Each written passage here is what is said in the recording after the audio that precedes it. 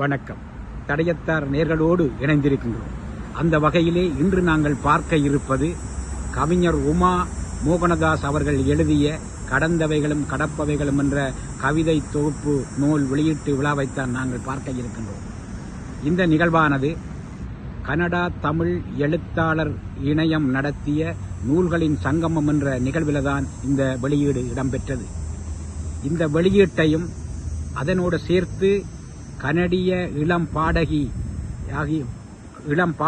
2 பாடல்களையும் அங்கே பாடியிருந்தார். இரண்டையும் தொகுத்து தடயத்தார் நேர்களோடு பகிர்ந்து கொள்வதில் நாங்கள் பெரும் மகிழ்ச்சி அடைகிறோம். இந்த நேரத்திலே இந்த நிகழ்வை ஒழுங்குபடுத்தி நடத்திய கனடா தமிழ் எழுத்தாளர் இணையம் அமைப்பினருக்கும் இந்த கவிதை தொகுப்பினுடைய நூல் ஆசிரியர் உமா மோகனதாஸ் அவர்களுக்கும் இந்த நிகழ்விலே பாடிய பாடகிக்கும் இந்த அனைத்து கலைஞர்களுக்கும் இந்த நிகழ்வுக்கு வருகை தந்த கனடா வாழ் தமிழ் மக்கள் அனைவருக்கும் எழுத்தாளர்கள் அனைவர்களுக்கும் தடயத்தார் குழு சார்பாக எங்களுடைய அன்பையும் பாராட்டுக்களையும் தெரிவித்துக் கொண்டு நிகழ்வுக்குள்ளே செல்வோம். நன்றி. படைப்பாசிரியர் திருமதி உமா மோகனதாஸ் அவர்களுடைய நூல் வெளியீடு இப்பொழுது இடம்பெற இருக்கின்றது. எழுத்து என்பது ஒரு படைப்பாளியினுடைய ஆன்ம பிரசவம். கண்டிப்பாக மனதின் உணர்வுகளையும் சிந்தனைகளின் ஆழத்தையும் மை கொண்டு ஏடுகளிலே வடித்து உலகிற்கு அள்ளி தரக்கூடிய பொன்னான இந்த தருணத்திலே ஈழமண் ஈன்றெடுத்த அற்புதமான எழுத்தாளர் திருமதி உமா மோகனதாஸ் அவர்களின் கடந்தவையும் கடப்பவையும் என்ற கவிதை நூல் இந்நாளிலே இந்த அரங்கில் அரங்கேற்றம் வருகின்றது. அவருக்கான அறிமுக உரை மற்றும் வாழ்த்துரையினை வழங்குவதற்காக எங்கள் செந்தமிழ் பேரொளி பேராசிரியர் இளைய தம்பி பாலசுந்தரம் அவர்களை நாங்கள் மேடைக்கு அழைக்கின்றோம். அவரை தொடர்ந்து சிறப்புரை வழங்குவதற்காக கனடா எழுத்தாளர் இணையத்தினுடைய முன்னாள் தலைவரும் தற்போதைய உப செயலாளரும் கனடா உதயன் பத்திரிகையின் பிரதம ஆசிரியரும் ஆகிய திரு நாகமணி லோகேந்திரலிங்கம் அவர்களை மேடைக்கு அழைக்கின்றோம். இந்நூலுக்கான ஆய்வுரை வழங்குவதற்காக முனைவர் திருமதி வாசுகி நகுலராஜா அவர்களை மேடைக்கு அழைக்கின்றோம். நூலுக்கான உரை வழங்குவதற்கு சிறப்புரை வழங்குவதற்கு முதுகலை மாணி திருமதி நாகேஸ்வரி ஸ்ரீ குமரகுரு அவர்களை மேடைக்கு அழைக்கின்றோம். கண்டு கழித்துக் கொண்டிருக்கின்றோம். முனைவர் வாசுகி நகுலராஜா அவர்களுக்கு மிக நன்றி. தொடர்ந்து இந்த நூலுக்கான அறிமுக உரையை வழங்குவதற்கு விரிவுரையாளர் திருமதி நாகேஸ்வரி ஸ்ரீ குமரகுரு அவர்களை அழைக்கின்றோம்.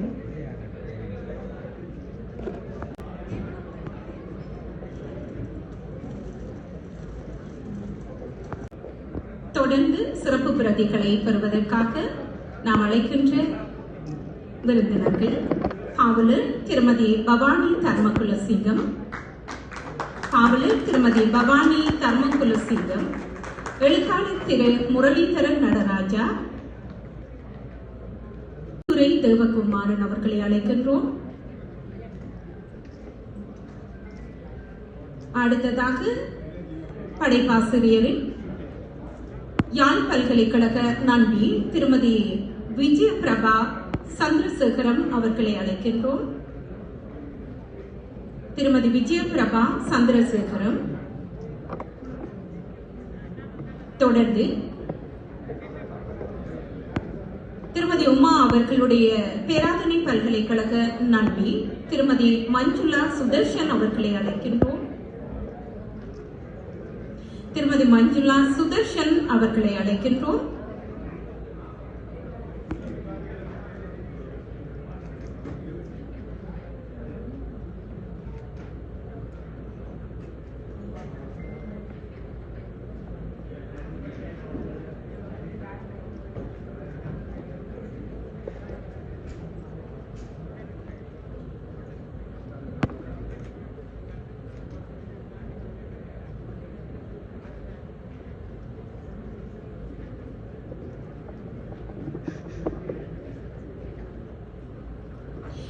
இவர்களை தொடர்ந்து இந்த நூலை பெறுவதற்கான ஆர்வம் உடையவர்கள் நிச்சயமாக மேசை இலக்கம் 14 இந்த நூலை நீங்க பெற்றுக்கொள்ளலாம் என்பதனை அன்போடு அறிய தருகின்றோம். தொடர்ந்து நூல்களை பாக்கியம். அன்பானவர்களே, இந்த நிகழ்ச்சியிலே பங்கு பெற்ற வேண்டும் என்ற உணர்வோடு உமாமோகன் அவர்கள் இங்கே ஒன்றியலிருந்து வந்திருக்கின்றார்கள். அவர்களுடைய படைப்புகள் அங்கே பார்வைக்கு வைக்கப்பட்டிருக்கின்றன. அவரும் எனது மாணவி என்பதில் நான் மகிழ்ச்சி அடைகிறேன். அவர் பேராதனை பல்கலைக்கழகம் யாழ்ப்பாண பல்கலைக்கழகத்திலே படித்து இங்கே கனடாவிலே அண்ணாமலை கனடா வளாகத்திலே முதுகலை மாறி பட்டம் பெற்றவர். சிறந்த கவிஞர். பாடசாலையிலே படிக்கின்ற காலத்திலிருந்து கதைகள் இருக்கின்றார். அத்தகைய கவிஞர் மிக அமைதியாக இவ்வளவு காலம் இருந்ததை இப்பொழுது கவிஞர் கழகம் கண்டுபிடித்திருக்கிறது. கனடா எழுத்தாளர் இணையமும் கண்டுபிடித்திருக்கிறது. அவருடைய புத்தகம் சென்ற ஆண்டு மொன்றிலே வெளியிடப்பட்டது. அந்த வெளியீட்டு விழாவுக்கு எனது அருமை நண்பர் ரோகேந்திரலிங்கம் அவர்களும் நானும் அங்கே சென்றிருந்தோம்.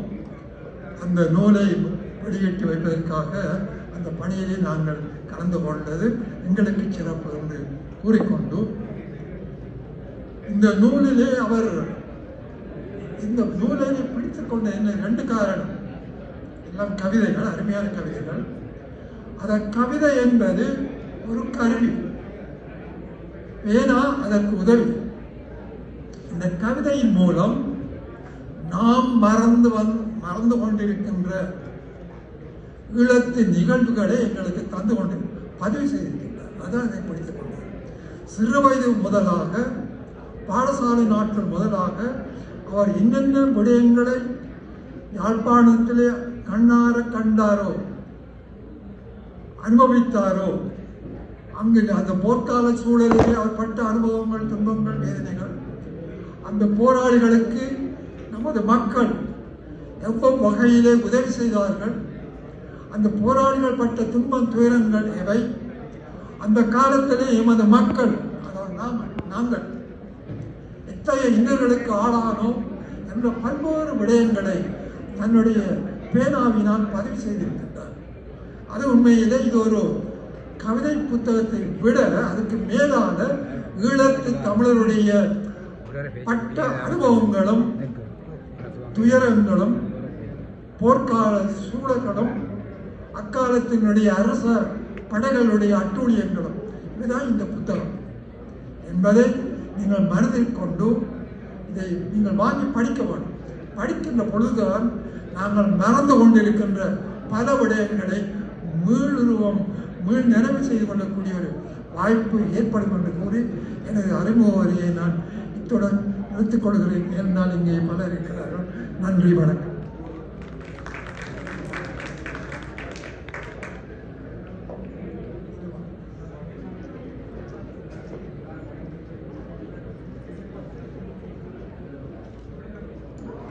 மிக்க நன்றி பேராசிரியர் இளையதம்பி பாலசுந்தரம் அவர்களுக்கு தெரிவித்துக் கொண்டு இப்பொழுது சிறப்புரை வழங்குவதற்காக கனடா உதயன் பத்திரிகையின் பிரதம ஆசிரியரும் கனடா தமிழ் எழுத்தாளர் இணையத்தின் முன்னாள் தலைவரும் தற்போதைய உப செயலாளரும் திரு ஆர் என் லோகேந்திரலிங்கம் அவர்களை அழைக்கின்றோம்.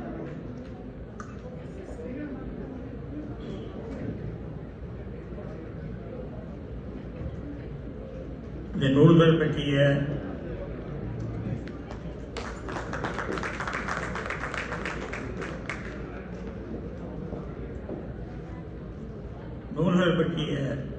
அறிமுகம் என்ற அந்த தலைப்பிலே இங்கே முதலாவதாக இடம்பெற்ற பாலசுந்தரம் அவர்களுடைய நூல் பற்றி அந்த அரங்கு இனிமையாகவும் பயனுள்ளதாகவும் தொடக்கம் நல்ல ஒரு ஆரம்பமாக இருந்தது. அதனுடைய நான் கொஞ்சம் உற்சாகமாக நினைக்கிறேன். அது ஒரு நல்ல ஒரு ஆரம்பமாக இருந்தது. அறிவு சார்ந்த உரைகளாற்றியவர்களுடைய பங்களிப்பு பிரமாதமாக இருந்தது. உமாமோகன் அவருடைய நூல் பற்றி நாங்கள் பேசுவதற்கும் சபையிலிருந்து நீங்கள் எல்லோரும் அதை செவிமடுப்பதற்கும் போல இது எனக்கு இரண்டாவது நிகழ்வு, இரண்டாவது கூட்டம் அல்லது இரண்டாவது அறிமுகம் நிகழ்ச்சி என்று சொல்லலாம். ஒன்றியலிலே நடைபெற்றது பற்றி பேராசிரியர் சொல்லியிருந்தார். நாங்கள் மிகவும் 500 கிலோமீட்டர் பயணிப்பதை பெரிய ஒரு சுமையாக எடுக்காமல் நாங்கள் இருவரும் சென்று வந்தோம். ஆனால் பேராசிரியர் விமானத்திலே போயிருந்தார், நான் தரை மாற்றமாக வந்தேன். அது சொல்லுவோம், அது உங்களுக்கு ஒரு கௌரவம், ஒரு கௌரவத்துக்காக சொன்னேன். பேராசிரியர் ஃப்ளைட்டில் உமா உங்களுக்கு அங்கே உங்களை அழைத்திருக்கிறேன். இதில் இந்த நிகழ்விலே நான் இந்த உமாவினுடைய கவிதை பற்றியோ அல்லது அவருடைய ஆளுமை பற்றியெல்லாம் அதிகமாக சொல்ல தேவையில்லை. நாகேஸ்வரி அவர்களும் முனைவர் வாசிக் அவர்களும் இங்கே சொல்லியிருக்கிறார்கள். நான் இனப்படுத்தலே உமா அவர்களை எனக்கு அறிமுகம் செய்தவர் இங்கே இருக்கின்ற வீணைமந்தன் சண்முகராஜ் அவர்கள், கனடா தமிழ் எழுத்தாளர் இணையத்தினுடைய ஆரம்ப கத்தாக்களில் ஒருவர் என்று நான் முன்னிலைய வரவேற்புரையை குறிப்பிட்டேன். இவ்வாறாக அவரோடு பழகி அவரது இந்த கடந்தவையும் கடப்பவையும் அந்த கவிதைகளை வாராந்தம் பிரசுரத்துக்கு செல்வதற்கு முன்னால் நான் வாசிப்பது உண்டு. ஏன்னா நான் 72ஆம் ஆண்டு என்னுடைய முதல் கவிதை சிறுத்திறன் பத்திரிகையிலே, அங்கே நாங்கள் அந்த நேரம் எங்களுக்கு ஒன்றுமே இல்லை, தொலைபேசி இல்லை, மின்னஞ்சல் இல்லை, ஒன்றுமே இல்லை. ஒரு சைக்கிளை எடுத்துக்கொண்டு காங்கேசந்துறை வீதியில் இருந்த சிறுத்திறன் அலுவலகத்தில் சென்ற பொழுது சிறுத்திறன் சிவஞான சுந்தரம் அவர்களை பார்த்தவர்களுக்கு தெரியும். அவர் எப்பொழுது சிரித்த முகத்தோடு இருப்பார். அவர் ஒரு படைப்பாளி அல்ல, ஆனால் அவர் ஒரு கார்ட்டூனிஸ்ட். அவர் பற்றி நேரம் போய்விடும், எனக்கு நிறைய சொல்லவும், ஆனால் இந்த இடத்துல நான் அதை இருந்தேன். அவர் என்னுடைய முதலாவது கவிதையை பார்த்துவிட்டு நல்லா இருக்கு லோகேந்திரலிங்கம், தொடர்ந்து எழுதுங்க என்று சொன்ன அந்த நாள் தான் என்னை பத்திரிகை துறைக்கு இல்லை எழுத்துலகத்துக்கு கொண்டு வந்தது. 72ஆம் ஆண்டு தொடக்கம். அதுக்கு முன்னதாகவே நான் 70களிலே எழுத ஆரம்பித்தேன்.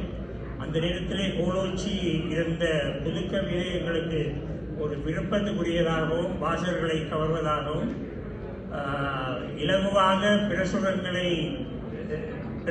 வசதிகளை பெறுவதாக இருந்தது. அந்த நாட்கள் அற்புதமானவை. அவ்வாறாக கவிதை மீது கொண்ட ஆர்வம், உமா மோகன் அவருடைய கவிதைகளை வாசிப்பது, அதை சுவைப்பது, அந்த கடந்த கால போர்க்கால நிகழ்வுகள், அந்த போர்க்காலங்கள் முடிவுற்று பிறகு அந்த முகாம் வாழ்க்கை என்ற விஷயங்கள் எல்லாம் அந்த நூலை அடக்கியிருக்கிறார். அடுத்தபடியாக அவரை பற்றி நான் தெரிந்து கொண்டது இந்த நூல் வெளியீட்டு விழாவிலே பின்னால் இருந்த அறிமுகம். அந்த அறிமுகத்தை நீங்கள் இந்த நூலை வாங்கி படியுங்கள். அதற்கு மேலாக இந்த எழுத்தாளர் இணையத்தினுடைய மேடையிலே நான் சொல்ல விரும்புவது, அது அவசியமானது என்னென்றால், இந்த எழுத்தாளர் அரங்கம் என்ற நிகழ்ச்சியை அகனி சுரேஷ் அவர்கள் தலைவராக வந்த பின்னர் அதை அறிமுகம் செய்தோம் அவருடைய ஆலோசனை. அதனுடைய 48வது உங்களை 40ஐ கடந்து, அதாவது 40ஐ கடந்த வந்த அந்த மாதத்திலே அவருடைய உரை இடம்பெற்றது. அன்றைய உரையிலே தான் உமா அவர்களை பற்றி நானும் பலரும் அவருடைய ஆளுமை, அவருடைய பள்ளிக்காலம், அவருடைய பல்கலைக்கழக காலம், போர்க்காலம், பின்னால் இடம் மாறி இருந்தது தந்தையுடைய பணி, பின்னர் மொன்றியலில் வந்து அவர் செய்த பணிகள் எல்லாம் அற்புதமான ஒரு படைப்பாளியினுடைய வாழ்க்கையை கேட்பது போல இருந்தது அன்றைய அனுபவம். ஆகவே நான் நிறைவு செய்கிறேன் என்றால், ஒன்று நேரம் பிரச்சனை, மற்றது நாங்கள் அதற்கென்று தயாரிப்போடு வந்திருக்கின்ற இருவருடைய உரைகளை கேட்போம். உமா மோகன் அவர்களை நாங்கள் கொண்டாடுவோம். உமா மோகன் அவர்களை நாங்கள் அடிக்கடி சுரண்டோக்கு அழைத்து அவருடைய ஆளுமை பற்றியும் கவித்திறன் பற்றியும் நாங்கள் அறிந்து தெரிந்து ரசித்து மகிழ்வோம் என்ற வார்த்தைகளை கூறிக்கொண்டு மீண்டும் உமா மோகன் அவர்களுக்கும் அவருடைய கணவர் மோகன் அவர்களுக்கும் அவருடைய ஒரே புத்திரி அவர்களுக்கும் என்னுடைய வாழ்த்துக்களை சொல்லி விடைபெறுகின்றேன். நன்றி. மிக்க நன்றி. சிறப்புரை வழங்கிய திரு நாகமணி லோகேந்திரலிங்கம் அவர்களுக்கு மீண்டும் நன்றி. நூலாசிரியர் திருமதி உமா மோகனதாஸ் அவர்களுடைய கடந்தவையும் கடப்பவையும் என்ற நூலுக்கான ஆய்வுரையை வழங்க வருகின்றார் முனைவர் திருமதி வாசுகி அகுலராஜா அவர்கள்.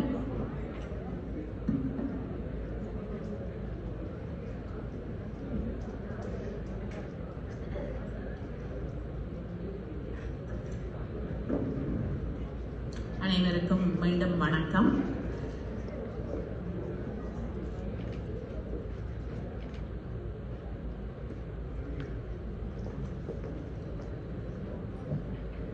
திருமதி உமா மோகனின் கடந்தவையும் கடப்பவையும். உமா மோகன் என்னோடு மிகவும் அன்புக்குரிய ஒரு பாசத்துக்குரிய சகோதரி, தூரத்து உறவு. அதனால் அவர் தன்னுடைய கவிதையை நீங்கள் விமர்சிக்க வேண்டும், அதை பற்றி ஆய்வு செய்ய வேண்டும் என்று ஆசையோடு கேட்டுக்கொண்டதனால் அதனை ஒப்புக்கொண்டேன். ஏனென்று கேட்டால் எங்களினுடைய தலைமுறையிலே எழுத்தாளர்கள் உருவாகுகிறார்கள். எழுத்தாளர்களினுடைய ஆக்கங்கள் மதிக்கப்பட வேண்டும், அவை போற்றப்பட வேண்டும் என்கின்ற எங்களுடைய நோக்கங்களுக்கு இணைய உமா மோகன் மிகவும் திறமை வாய்ந்தவர். தன்னுடைய சிந்தனைகளை சரியாக எப்படி எந்த வகையில் சொல்ல வேண்டும் என்கின்ற அந்த தமிழியல் ஆய்வுகளின்படி, அந்த எழுதுமுறைகளின்படி முறைப்படி சிறப்பு பட்டம் பெற்றவர். அந்த வகையிலே அவரை நாங்கள் இங்கே மொன்றியலில் இருந்து வந்து இங்கே அந்த வெளியீட்டினை செய்வதற்காய் வருக வருக என்று வரவேற்று ஆதரிப்போம். பழையன கழிதலும் புதிய புகுதலும் வலுவன கால வகையினர் என்கின்ற இந்த பவனந்தியாரின் பாட்டிற்கு அமைய இவர் புது கவிதை பாணியிலே பழைய தன்னுடைய வாழ்க்கையில் நடந்த, தன்னுடைய வாழ்க்கையை எவ்வாறு எப்படி நடத்தினேன், எப்படி இருந்தது தன்னுடைய வாழ்க்கை என்று அந்த கடந்து வந்த பாதைகளையும் அந்த பாதையை பற்றி சொல்கின்ற பொழுதே அவர் ஒவ்வொரு இடங்களிலே தன்னுடைய புலப்பெயர்வு நடைபெறுகிறது. இது எங்கள் எல்லோருக்கும் நடந்தது. அவருடைய கதையல்ல, எங்கள் எல்லோருடைய கதைகள். அந்த விதத்திலே அந்த கதையை சுகமாய் சுரமாய் அந்த எழுத்துக்களை அழகு வடிவத்திலே தந்து கவிதையாய் தருகிறார். கவிதையின் கூறுகளில் முக்கியமானது ஒளிநயம். இந்த ரிதம் ஒளிநயம் இல்லாத கவிதை உயிர் இல்லாத உடலை போன்றது. அந்த வகையிலே இவர் இந்த பாவகைகளில் அமைந்த இலக்கணங்களும் நீண்டகால மரபாக போற்றப்பட்டு வந்த யாப்பு வகைகளும் இல்லாமல் கூட ஒருவர் அழகாய் கவிதையை இயற்றலாம் என்கின்ற அந்த பாணியிலே ஒளி நயம் தந்து அந்த கவிதையின் தன்னுடைய நல்ல கதையை, தன்னுடைய கதையை சீரோடும் சிறப்போடும் சொல்லிக் கொண்டு போகிறார். வாட்ஸ்வர்த் சொல்லுவார், கவிஞர், கவிதைக்கு பயன்படும் சொற்கள் பேச்சு மொழியில் வழங்கும் சொற்களிலும் முற்றும் வேறுபட்டவை அல்ல. ஆயினும் அவை பேச்சு மொழியில் பெற முடியாத ஆற்றலையும் கவிதையில் பெறுகின்றது என்பதை மறக்க முடியாத உண்மை என்கிறார். அந்த வகையில் இவருடைய இந்த கவிதை தொடர் நடையாய், வரலாற்று கதையாய், தன்னுடைய பிறப்பு முதல் தன்னுடைய இன்றைய காலம் வரையிலும் உணர்வூட்டும் நிலையில் உள்ள தன்னுடைய மனநிலையையும் தன்னை சார்ந்த மக்களின் மனநிலைமையையும் மொழிக்கூறுகளால் கவிதையில் இணைத்து அதை எவ்வாறு வழங்க முடியும் என்பதை அழகாய் சிறப்பாய் தந்திருக்கிறார். இந்த உணர்வூற்றும் சொற்கூறுகள் கிராமிய சொற்களும் பழமொழிகளும் அடங்கும் என கொள்ளலாம். அந்த வகையில் உமா தன் படைப்பில் இவ்விரண்டு மொழிக்கூறுகளையும் தத்தம் கவிதையில் அழகாய் கொண்டு வந்திருக்கின்றார். அந்த வகையிலே அவர் இயற்கை பொருள்களையும் இயற்கையையும் ரசிக்கின்ற பொழுதும் தான் பட்ட வேதனைகளையும் வேதனை பிளம்புகளையும் அனுபவத்தையும் அந்த நினைவு கூறுகளையும் சுகமாய் கொண்டுவருவதற்காய் தொட்டுக்கொள்ள ஒன்றிரண்டு கவிதைகளை இங்கே தருகிறேன். எதையும் நினைத்தபடி நெருக்கமான அச்சாலை வழி சென்ற போது வந்தது அன்று எனக்கு பிடித்த தாமரைகள் நிறைந்த ஆரிய குளம். நினைத்தது போல் பூக்களை காணவில்லை. அது பூப்பொலிவோடு இருந்த போதும் அங்கே பழைய இயற்கை எழில் இருக்கவில்லை. இருந்தது வெளிப்புறத்தில் வெண்ணிற பெருவிகாரை. அதன்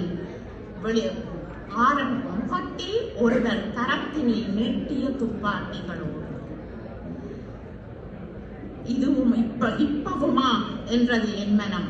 அன்று நான் கடந்து போகும் தலதாவில் இல்லையே, அப்ப தலதா மாளிகையில் இல்லையே என்கின்ற அந்த கேள்வியோடு இவர் தன்னுடைய காட்சிகளை சொல்லி வருகிற பொழுது வைத்தியசாலை பற்றி சொல்லுகிறார்.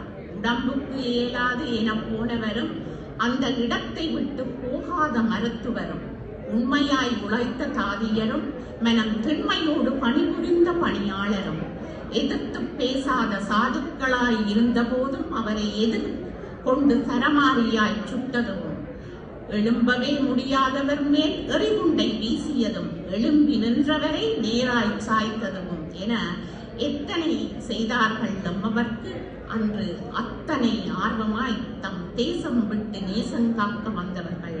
இந்த நாசம் எல்லாம் நடந்ததும் 87 தான் என்று அந்த வைத்தியசாலையை கடக்கின்ற பொழுது அப்பொழுது அங்கே நடந்த கொடுமைகளை நினைவுக்கு கொண்டு வருவது போல், அதாவது கடந்தவையும் கடப்பவையுமாக அந்த கவிதை வரிகள் ஒவ்வொன்றாய் வருகின்றன. அழகு தமிழில், ஒழுகு தமிழில் வருகின்றன.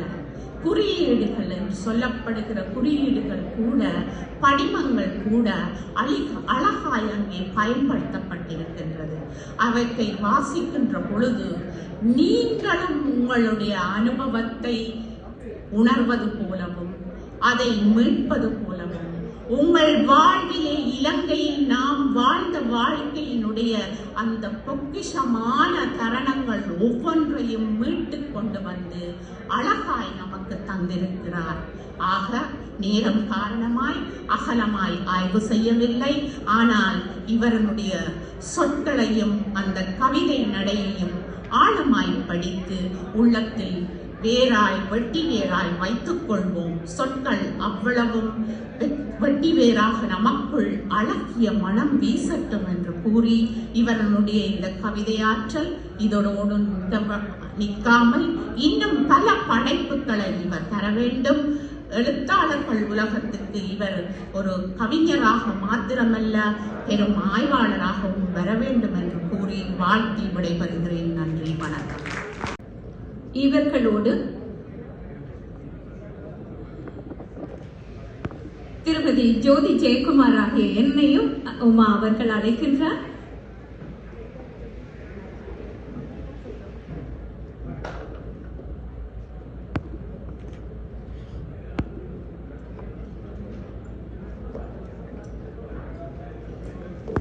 மீண்டும் பணிவான வணக்கம். கடந்தவை தயவு செய்து கொஞ்சம் அமைதியா இருந்தீங்கள்னு சொன்ன எல்லாரும் பயன்பெற்று கொண்டு போக வேண்டும் என்றதான் இந்த நூல்களின் சங்கமத்தினுடைய முதலாவது நோக்கம். அதனுடைய தயவு செய்து எல்லாரும் அமைதியா இருந்து ஒத்துழைப்பு தாருங்க. இந்த கடந்தவையும் கடப்பொழிலும் என்ற நூல் அறிமுகம் செய்வதற்கு எனக்கு வாய்ப்பு தந்தமைக்கு முதலில் நன்றி கூறிக்கொண்டு, கவிதை என்பது பொதுவாக வெறும் சொற்களின் தொகுப்பு அல்ல, ஒருவருடைய உள்ளத்தில் இருக்கின்ற ஆழமான ஒரு உணர்வின், அந்த ஆழமான உணர்வின் வெளிப்பாட்டை ஒரு மொழியின் துணை கொண்டு சிறந்த சொற்களால் சித்திரமாக வடிப்பதே கவிதை. பொதுவாக கவிதைகள் வாசிக்கின்ற போது ஒரு சந்த ஓசையோடு நயம் கொண்டவையாக அழகாக அமையும். சிலருடைய கவிதை வாசிக்கின்ற போது விசர்வர் அப்படி இதிலே ஒரு ஆள் இருக்கின்றார், அவர் வாசிப்பார், அப்போது நீங்களே அறிந்து கொள்வீர்கள். அந்த வகையிலே அந்த கவிதை என்ற இந்த நூல் தொகுப்புகளை பார்க்கின்ற போது ஒவ்வொரு கவிதையும் ஒவ்வொரு விதமாக அமைந்திருக்கின்றது. சில கவிதையை பொதுவாக கவிதை எழுதுபவர்கள் நிறைய பொய் சொல்வார்கள் என்று சொல்வார்கள், கவிதை பொய் அழகு என்று சொல்வார்கள். ஆனால் இந்த கவிதை நூலை பார்க்கின்ற போது நடந்த சம்பவங்களை கவிதையிலே அவர் வடித்திருக்கின்றார். அதுதான் இந்த கவிதைக்கு ஒரு சிறப்பு, இந்த நூலுக்கு ஒரு சிறப்பு. இந்த வாசிக்கின்ற போது கவிதைகள் பொதுவாக காதல் சார்ந்தவையாக அல்லது இயற்கை சார்ந்தவையாக அல்லது உறவு நட்பு என்று சொல்லி அந்த வட்டத்துக்குள்ளே கவிதைகள் எழுதுவார்கள். ஆனால் என்னுடைய தோழி உமா அவர்களுடைய இந்த கவிதை வரலாறு தெரியாத இளம் தலைமுறையினரும் அறிந்து கொள்ள வேண்டும் என்ற நோக்கத்தோடு வரலாறுகளை கவிதையாக வடித்திருக்கின்றார். பல்வேறுபட்ட வரலாறுகளை வடித்து நிற்கும் இந்த கவிதை தொகுப்பு இரண்டு கவிதைகளை நான் உங்களோடு இங்கே பகிர்ந்து கொள்ள விரும்புகின்றேன். காரணம், அந்த 2 கவிதைகளையும் நிஜத்திலே நான் கண்டு அனுபவித்ததனுடைய வேதனை தான் இந்த கவிதை புத்தகத்தை வெளியிட்டு வைக்க வேண்டும் என்று அவர் கேட்ட உடனே நான் ஓமென்று சொன்னேன். அதிலே முதலாவது கவிதை, இங்கே எங்களுடைய உதயன் பத்திரிகை ஆசிரியர் அவர்களும் இருக்கிறார்கள். அவருக்கும் நான் இதை சொல்லுகின்ற போது இந்த துன்பங்களை எல்லாம் நாங்கள் சுமந்து கொண்டு இருக்கின்றோம் என்பதை அவர் தன்னுடைய எழுத்திலே வடிப்பதற்கு கூட இது உதவியாக இருக்கும் என்று நான் நம்புகின்றேன். முதலாவது கவிதை, காட்டு ராஜாவின் கோட்டைக்குள் வேறு நாட்டு நரிகள் வந்தங்கு சொந்த கோட்டைக்குள் இருப்பவரின் வல்லமை தெரியாமல் அவற்றின் வேட்டை பற்களை பிடுங்குவதற்கு 1987 ஆண்டு ஐப்பசி மாதம் 12ஆம் திகதி அந்த நரிகள் யாழ்ப்பாணம் கொக்குவில் பகுதியில் உள்ள பிரம்படி வீதியில் தங்களுடைய வீரத்தை அப்பாவி பொதுமக்களிடம் காட்டி 63 பொதுமக்களை கொன்று குவித்தனர். அந்த நரிகளின் வீர விளையாட்டு எங்கள் வீட்டில் தான் ஆரம்பித்தது. நான் கனடாவுக்கு வந்தபோது என்னை இங்கே இமிகிரேஷன்லேயே என்னுடைய முகவரியை பார்த்து எனக்கு எந்த கேஸும் எடுக்காமல் உடனே என்னை உள்ளே விட அனுமதித்தார்கள். காரணம், அந்த 87ஆம் ஆண்டு பிரம்படியிலே முதல் சுட்டுக் கொல்லப்பட்டது என்னுடைய அண்ணன். யாழ் பல்கலைக்கழகத்திலே வணிக பீடத்தில் படித்துக் கொண்டிருந்தவர். இவர்கள் இப்படி செய்ய மாட்டார்கள் என்ற நம்பிக்கையோடு நாங்கள் வெளியேறாமல் இருந்த போது அவர்கள் சுடுவதற்கு முதல் துப்பாக்கி தூக்கியது எங்கள் வீட்டில்தான். என்னுடைய அண்ணனைத்தான் அவர்கள் சுட்டுக் கொன்றார்கள். அந்த அவலங்கள் எல்லாவற்றையும் இந்த கவிதை வாசிக்கின்ற போது அந்த வரலாறுகளை நான் என்னுள் உள்வாங்கிக் கொண்டேன். அதை வாசிக்கின்ற போது யோசித்தேன், இது கவிதை புத்தகம் அல்ல, இது ஒரு வரலாற்று ஆவணம். இந்த வரலாற்று ஆவணத்தை கவிதை வடிவிலே அமைத்து தந்திருக்கின்ற என்னுடைய தோழியின் புத்தகங்கள் இங்கே இருக்கின்ற நீங்கள் அனைவரும் வேண்டி செல்ல வேண்டும். வேண்டி செல்வது மட்டுமல்ல, இந்த வரலாறுகளை நீங்கள் உங்களுடைய பிள்ளைகளுக்கு சொல்வதற்கு ஒரு சிறந்த புத்தகம்.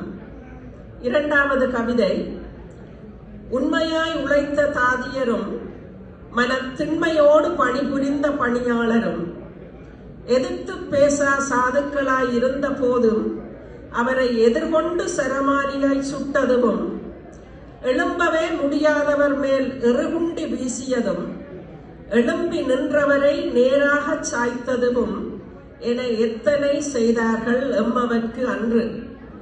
அத்தனை ஆர்வமாய் தம் தேசம் விட்டு நேசம் காக்க வந்தவர்கள் இந்த நாசமெல்லாம் நடந்ததும் 87 தான்.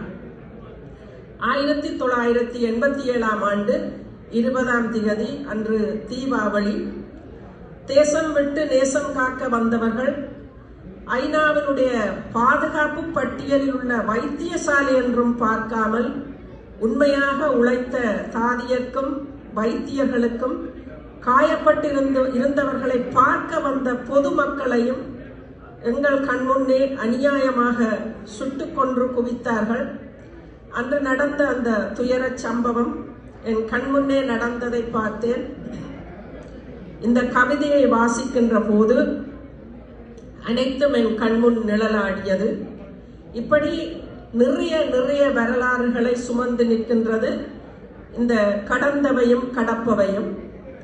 இப்படி நாம் கடந்து வந்த பாதையின் எண்ணற்ற வரலாற்றுக்களை சுமந்து நிற்கின்ற இந்த உன்னதமான கடந்தவையும் கடப்பவையும் காலத்தால் அழியாத ஒரு ஆவணம். பலரும் அறியாத, அதாவது இப்ப உள்ள சமுதாயத்து பிள்ளைகள் அறியாத நம் இனத்தின் உண்மையான வரலாற்றை நாம் ஒவ்வொருவரும் தெரிந்து கொள்ள வேண்டியது காலத்தின் கட்டாயமாக கூட இருக்கின்றது. நூலாசிரியர் உமா மோகன் அவர்கள் என்னுடைய அன்புக்குரிய தோழி. நாங்கள் இருவரும் கனடா அண்ணாமலை பல்கலைக்கழகத்திலே முதுகலை பட்டங்கள் 2 பேரும் ஒன்றாக பெற்றோம். அப்போது எனக்கு தெரியாது இவ இவ்வளவு தூரம் கவிதை எழுதுமா என்று சொல்லி தெரியாது. மிகவும் அமைதியாக இருப்பார். பொதுவாக சொல்வார்கள் அமைதியாக இருக்கிறவர்களை நம்பக்கூடாது என்று சொல்லி. அதிலே இவவும் ஒருவராக எனக்கு தென்படுகின்றார். மிகுந்த ஆர்வத்தோடு இந்த ஆவண கவிதை தொகுப்பினை என் தோழி உமா எழுதியிருக்கின்றார். அவருடைய எழுத்துப் பயணம் பல உயரங்களை தொட வேண்டும். இன்னும் பல வரலாறுகளை அவள் எங்களுக்கு சொல்ல வேண்டும். நேரம் நாகரிகமாக ஒருவர் பின்னுக்கு நிற்கிறார், நிப்பாட்டி கொள்ளுங்கள் சொல்லி அவர் சொல்ல முதல் நான் நிப்பாட்டுவது எனக்கு அழகு. அந்த வகையிலே இந்த புத்தகத்தை நீங்கள் எல்லோரும் பெற்று சென்று அவனுடைய கவிதைக்கு ஆக்கமும் ஊக்கமும் கொடுக்குமாறு கேட்டு விடைபெறுகின்றேன். வணக்கம். மிக்க நன்றி திருமதி நாகேஸ்வரி குமரகுரு அவர்களுக்கு மீண்டும் நன்றியை தெரிவித்துக் கொண்டு தொடர்ந்து இந்த நூலின் முதல் பிரதி வழங்கல் இடம்பெற இருக்கின்றது. நூலின் முதல் பிரதியை வழங்குவதற்காக செந்தமிழ் பேரொளி பேராசிரியர் இளையதமிழ் பாலசுந்தரம் அவர்களை நாங்கள் அழைக்கின்றோம். நூலின் முதல் பிரதியை பெற்றுக்கொள்வதற்காக பாவலர் திரு குமரகுரு கணபதி பிள்ளை அவர்களை மேடைக்கு அழைக்கின்றோம். பாவலர் திரு குமரகுரு கணபதி பிள்ளை வாருங்கள்.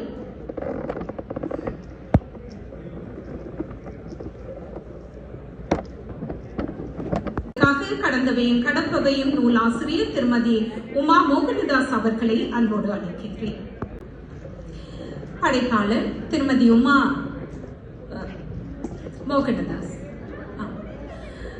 அவர்களுடைய நூல் வெளியீட்டு விழா மிக அருமையாக எல்லோருக்குமே இதயங்களையும் கண்களையும் மிக இனிமையாக நிறைத்திருக்கின்றது. மிக்க நன்றி. தொடர்ந்து பாடல் ஒன்று இடம்பெற இருக்கின்றது. தன்னுடைய தேன்குரலால் 2 இனிமையான பாடல்களை பாடி எங்களை மகிழ்விக்க வருகின்றார் செல்வி மவிஷா சத்யசீலன் அவர்கள். Ladies and gentlemen, please join me in welcoming Mavisha Sathyaseelan to the stage. இந்த அரங்கில் கூடியுள்ள எல்லோருக்கும் எனது அன்பான வணக்கம். கனடா எழுத்தாளர் இணையத்தின் இன்றைய இந்த நூல்களின் கண்காட்சியில் எனது நூலான கடந்தவையும் கடப்பவையும் நூலை அறிமுகம் செய்வதற்கு இடமளித்த கனடா எழுத்தாளர் இணையத்தினருக்கு எனது மனமார்ந்த நன்றி. அடுத்து எனது அழைப்பை ஏற்று இந்த நூல் அறிமுக நிகழ்வில் கலந்து சிறப்பித்துக் கொண்டிருக்கும் எல்லோருக்கும் எனது மனமார்ந்த நன்றிகள். எனது அழைப்பை ஏற்று எனது நூலை பெற்றுள்ள என் அன்புக்குரிய பெரியவர்கள் மற்றும் நண்பிகள் எல்லோருக்கும் எனது மன நிறைந்த நன்றியை தெரிவித்துக் கொள்கின்றேன். அடுத்து எனது நூலை பற்றி அறிந்து என்னை வாழ்த்தி இந்த நூலை பெற வந்திருக்கும் எல்லோருக்கும் எனது மனமார்ந்த நன்றி. மேலும் எனது வேண்டுகோளை ஏற்று இந்த நிகழ்வில் எனது நூலுக்கான உரைகளை வழங்கியுள்ள பெரியவர்களுக்கும் எனது மனமார்ந்த நன்றி. அந்த வகையில் முதலில் வாழ்த்துறையோடு கூடிய அறிமுக உரையை வழங்கிய மதிப்புக்குரிய எனது மதிப்புக்கும் மரியாதைக்கும் உரிய பேராசிரியர் செந்தமிழ் பேரொளி பேராசிரியர் பாலசுந்தரம் இளையதம்பி ஐயா அவர்களையும் அவருக்கும் எனது மனமார்ந்த நன்றியை தெரிவித்துக் கொள்கின்றேன். பேராசிரியர் எனது ஆசான் என்பதை விடவும் என் எழுத்துக்களை ஊக்கப்படுத்தி இந்த நூலை நான் எழுத அந்த நூலை அச்சிடுவதற்கும் எனக்கு உதவி புரிந்ததோடு இந்நூலுக்கான அழகிய மிகவும் பெருமை வாய்ந்த அணிந்துரை ஒன்றையும் எழுதி தந்தார். ஐயா அவர்களுக்கு எனது மனமார்ந்த நன்றியை மீண்டும் மீண்டும் தெரிவித்துக் கொள்கின்றேன். அடுத்ததாக இங்கு வந்து சிறப்புரை வழங்கிய கனடா உதயம் பத்திரிகையின் பிரதம ஆசிரியர் திரு நாகமணி லோகேந்திரலிங்கம் அண்ணா அவர்களுக்கும் எனது மனமார்ந்த நன்றி. இவர் தனது கனடா உதயம் பத்திரிகை மூலமாக உலகின் பல்வேறு நாடுகளிலும் வாழும் தமிழர்கள் என் எழுத்தை வாசிப்பதற்கு வழியமைத்து கொடுத்தார் என்பதற்காக அவருக்கு நான் பல வகையில் கடமைப்பட்டவள். அவருக்கும் எனது மனமார்ந்த நன்றி. அடுத்ததாக இந்த நூலுக்கான ஆய்வுரையை வழங்கிய நான் அன்போடு வாசுயக்கா என அழைக்கும் சகோதரி முனைவர் திருமதி வாசுகி நகுலராஜா அவர்களுக்கும் எனது மனமார்ந்த நன்றி. இவரது அன்பான பார்வையும் கனிவான பேச்சும் வாசுகி அக்காவும் எனது முன் முன்னேற்றத்திற்கு மிகவும் அக்கறையோடு செயல்படுபவர். இவர்கள் பேச்சால் கவரப்படுபவர்களில் நானும் உறுதி. இங்கு இலக்கியம் சம்பந்தமான எந்த விடயம் நடந்தாலும் உடனுக்குடன் அறிய தந்து சூம்பலியாக என்னை இணையச் செய்வதில் இவரின் பங்கு முக்கியமானது. தரமான உங்கள் ஆய்வுக்கு மனமார்ந்த நன்றி அக்கா. அடுத்து இந்த நூலுக்கான அறிமுக உரையை வழங்கிய எனது முதுகலை வகுப்பு தோழி அன்புக்குரிய நண்பி திருமதி ஸ்ரீகுமரகுரு நாகேஸ்வரி அவர்களுக்கும் எனது மனமார்ந்த நன்றி. இவர் பிறரது முன்னேற்றத்துக்காக பரந்த மனதோடு உதவுபவர். கனடா எழுத்தாளர் இணையத்துடன் என்னை தொடர்புபடுத்தி இந்த எழுத்தாளர் அரங்கில் நான் பங்கு பெறுவதற்கும் இன்று இந்த நூல்களின் கண்காட்சியில் எனது நூல் இடம்பெறுவதற்கு முக்கியமானவர்களுள் இவரும் ஒருவர். ஈசா ஆசிரியர் அவர்களே, உங்கள் சிறப்பான அறிமுக உரைக்கு மீண்டும் எனது மனமார்ந்த நன்றி. இலக்கியம் என்பது அது படைக்கப்பட்ட காலத்தின் சமுதாயம், அரசியல், பண்பாடு, மக்களின் வாழ்க்கை முறை போன்ற பலவற்றை எடுத்து காட்டுவது. இது ஒரு காலத்தின் கண்ணாடி என்று சொல்லப்படுவது. எழுத்தாளர் என்பவனும் மறக்கப்பட்ட நினைவுகளை மீளுருவாக்கம் செய்வதன் வழியாக மனிதர்களை காலம் தாண்டியும் நிலவரச் செய்பவர். இந்த வகையில் எனது கடந்தவையும் கடப்பையும் என்ற தொடர் கவிதை நூலானது போராட்ட காலத்தில் வாழ்ந்த மக்களின், அதாவது குறிப்பாக மாணவர்களின் துப்பியல் நினைவுகளை பல்வேறு சந்தர்ப்பங்கள் மூலமாக எடுத்து காட்டுகிறது இந்த கவிதை. அது மட்டுமில்லாது ஊர்கள், ஆலயங்கள், அங்கு வாழ்ந்த பெரியவர்கள் என பல வரலாற்று நிகழ்வுகளையும் கூறுகின்றது. அத்தோடு ஆரம்ப காலத்தில் நான் பார்த்த போராளிகள், அவர்களது தோற்றம், இருப்பிடம், அவர்களது வாழ்க்கை முறை, ஆரம்ப காலத்தில் அவர்களை மக்கள் பார்த்த விதம், அவர்களது வீரம், அவர்களது இழப்புகள் போன்ற பல்வேறு விடயங்களையும் இங்கு கூறியுள்ளேன். நாம் வாழ்ந்த பிரதேசங்களில் நாம் பார்த்த காட்சிகள், வாழ்க்கை முறை என்று இவ்வாறு பல விடயங்கள் நான் இங்கு கூறியுள்ளேன். இந்த நூலை நான் எழுத தூண்டுதலாக இருந்ததற்கான காரணி இந்த கவிதைகள் அமைக்கப்பட்ட விதம், கையாண்ட உத்திகள், மேலும் என்னென்ன விடயங்கள் எல்லாம் இந்த நூல்களில் நான் கூறியிருக்கிறேனோ அவையெல்லாம் கடந்த வாரம் உரையரங்கம் 48 கனடா எழுத்தாளர் இணையத்தின் உரையரங்கம் 48 நான் விரிவாக கூறியிருக்கிறேன் என்பதை கூறிக்கொண்டு, இதில் முக்கியமாக கடந்தவையும் கடப்பவையும் என்ற இந்த நூலானது ஒரு வரலாற்று ஆவணம் என பல்வேறு பல பெரியவர்களும் கூறியிருப்பதும் இங்கு குறிப்பிடத்தக்கது. இந்த நூலை இங்கு தனது கணீர் குரலில் நான் வந்து இந்த நூலை அறிமுகப்படுத்துவதற்கு தனது கணீர் குரலில் மிக அழகாக நிகழ்ச்சிகளை தொகுத்து வழங்கிய எனது அன்புக்குரிய முதுகலை வகுப்பு தோழியும் தங்கையும் ஆகிய முதுகலை மாணி திருமதி ஜோதி ஜெயக்குமார் அவர்களுக்கும் எனது மனமார்ந்த நன்றியை தெரிவித்துக் கொள்கின்றேன். இறுதியாக இன்று இந்த நிகழ்வு சிறப்புற எனக்கு உதவிய கனடா எழுத்தாளர் இணையத்தினருக்கு, குறிப்பாக தலைவர் திரு ரவி கனகசபை ரவி அண்ணாவிற்கும், செயலாளர் திருமதி வாசுவி நகரோராஜா வாசுயக்காவிற்கும், முன்னிய நாள் தலைவர் திரு அகனி சுரேஷ் அண்ணாவிற்கும் எனது மனமார்ந்த நன்றிகளை கூறி விடைபெறுகிறேன். நன்றி, வணக்கம். சிறப்பு. உங்களுடைய கரவொலிகளை மீண்டும் கொடுக்கலாம். Thank you so much, Mavisha. You did a great job. Congratulations. Yes. அடுத்ததாக தொடர்ந்து மவிஷாவுக்கான கௌரவிப்பினை இந்த அரங்கம் வழங்க காத்திருக்கின்றது. அதற்காக நாங்கள் திரு செல்வா அருள்ராஜசிங்கம் அவர்களை மேடைக்கு அழைக்கின்றோம். Green bro community wellness club அதிபர், வாருங்கள் மேடைக்கு.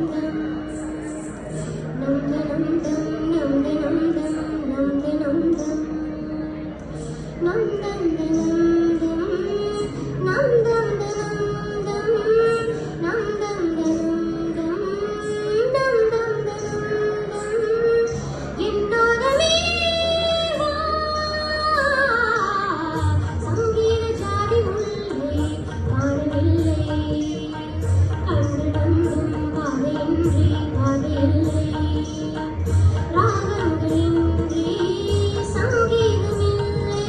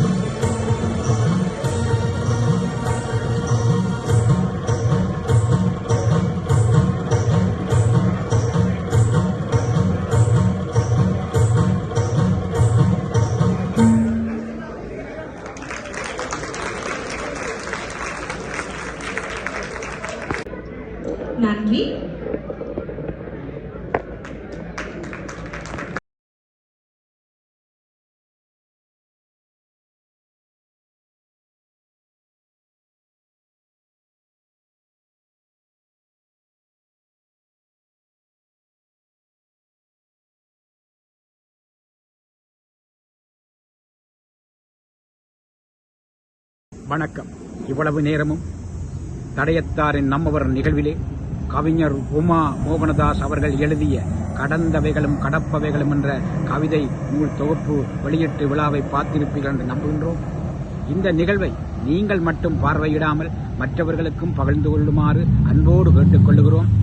இந்த நிகழ்வுகளை தடயத்தார் முகநூல் வழியாகவும் தடயத்தார் யூடியூப் வழியாகவும் பார்க்க முடியும் என்பதையும் கூறிக்கொண்டு நீங்களும் தடயத்தாரோடு இணைந்திருங்கள்.